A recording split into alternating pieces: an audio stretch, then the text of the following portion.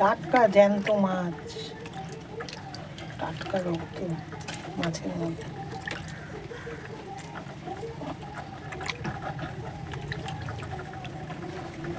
গরমের সময় এরকম ছোট ছোট মাছের ঝোল পাতলা করে হলে খুবই ভালো। তেলটা দেখো বন্ধুরা, টাটকা, মাথাটাও তাই।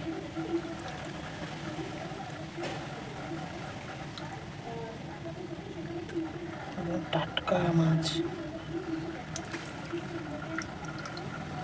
বেশি বড় মাছ ভাল লাগে না, ছোট মাছ আনতে বলেছি, তোমাদের দাদা তাই এনেছে।